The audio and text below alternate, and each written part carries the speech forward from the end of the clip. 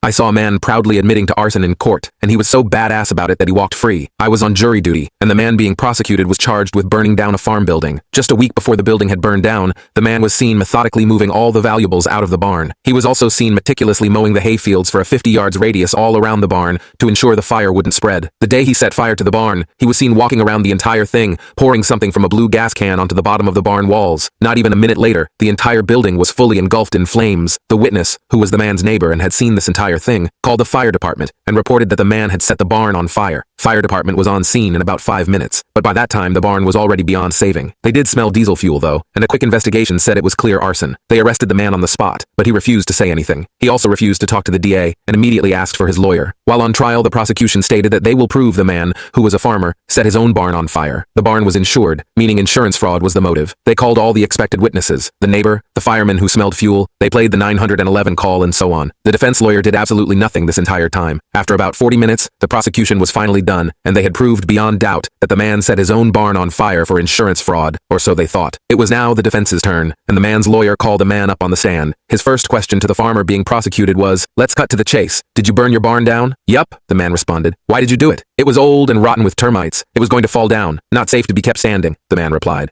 Have you always burned down old farm buildings?" the lawyer asked. "Yep, I'm a farmer, and my daddy was a farmer and he did the same thing before me." The lawyer then asked, "Are you aware that you need a permit to burn debris in this county?" The man replied, "My family been doing it like that on this farm. We never had no permit. My farm is located in an active agriculture zone and is exempt from needing a permit to burn down debris." It was at this moment I turned to look at the prosecution's face, and their lawyer was damn near going pale. This was already enough to get the man off the hook, but he wasn't done. His lawyer continued, "If all of that is true, why didn't you tell any of this to the police?" The man then cleared his throat. "They didn't ask me anything until after they put handcuffs on me and took me to the police station. They told me anything I said would be used against me and said I had the right to remain silent. And then some old idiot lawyer guy came in and said I was going to prison for insurance fraud. I remember I heard people say don't talk to anyone but your lawyer, and so I didn't." The lawyer then asked, "Did you file an insurance claim?" "What for?" the man responded. "The barn wasn't worth anything in that state, and I moved all the stuff out beforehand." The prosecution's lawyer had now buried his face in his hands, but still, the man wasn't done. His lawyer asked him, "You could have avoided all of this if you had just said that, but you told me you actually wanted your day in court. Why did you want that?" "Well, because," the man said, "they came on my land, arrested me without telling me what for, told me later it was for arson and insurance fraud, and put that in the newspapers. All my friends, relatives, and neighbors know about this. They made me look dishonest. I want to make sure everyone knows the real facts and knows I'm not a dishonest man. I figured this was a better way of doing that than just getting them to drop it." Defense rests. The case ended up being dropped within the next 20 minutes.